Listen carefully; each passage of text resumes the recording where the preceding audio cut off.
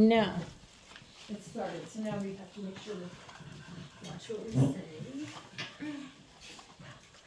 Good advice. We could just talk soft. No, so,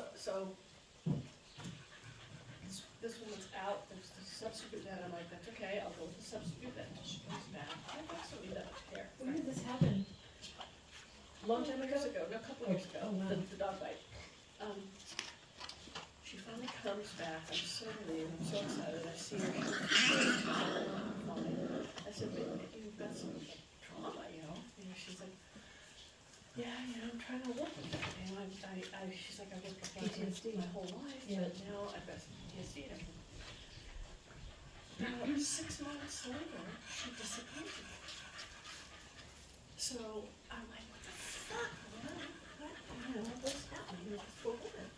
Mona says, because I hadn't seen her, I'd seen her like once, you know, she looked Yeah. great. Yeah.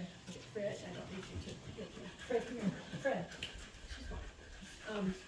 I know she's a licker. So, Mona says, Chris, she says, when I went to see her, which was only like a week or two before she left again, she said, she seemed fine, she seemed healthy, but she was just off. And she said, I think she got addicted to painkillers. Oh, that's very possible. And she realized it, and is taking this time off to get Healthy. off the addiction, because Yeah. it was quite a major thing that happened to her. And I was like, wow, and I was like, no, I know people who are addicted to opioids in my life, and this is what they look like. She had this. She has a look. She had these telltale. Oh my God, I said, okay, so now what do we do? You know, so, within a few weeks, the family at Old Vet Practice had found another vet, this young guy.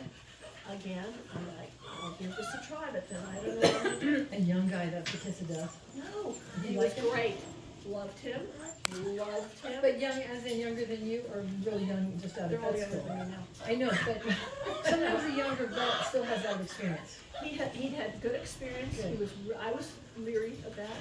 He really listened to me. He sat there and chatted with me when he found out I worked at the zoo. He's like, oh man, I wanted to be a zoo vet for a while, but yeah, and we talked about the ins and outs of working with zoos, blah, blah, blah. Loved him. Mona texts me last week and goes, Dr. Sanders vet. I said, what? She's like, yep, and now what do we do?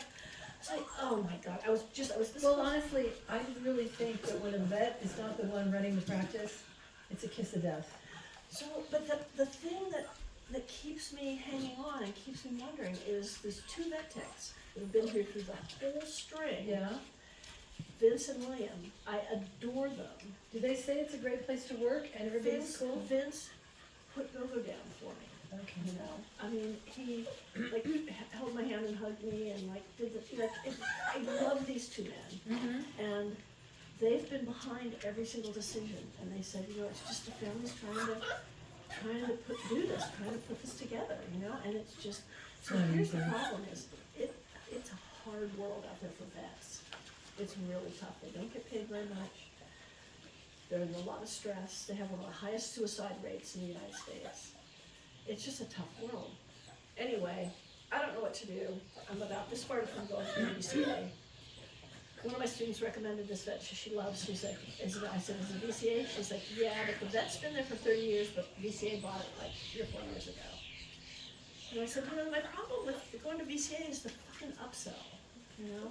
They're constantly Yeah. trying to upsell you on shit.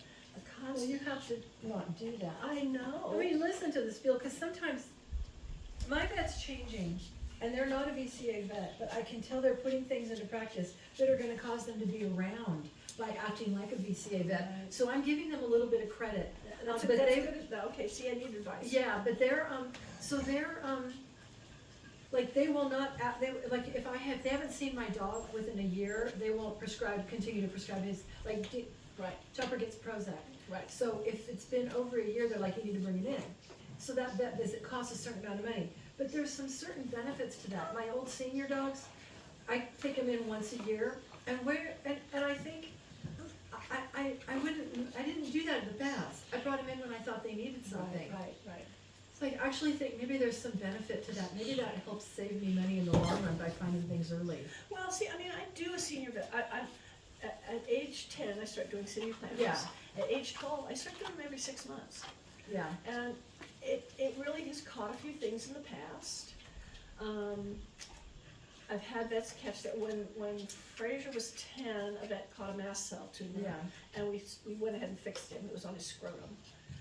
I think Badger may have one on his ear, I'm not sure what the thing is, but Badger's 13, I'm probably not gonna cut his ear Yeah. off, Right. you know? Right. Yeah, and they're not gonna remove from the ear, they're not gonna get enough margins.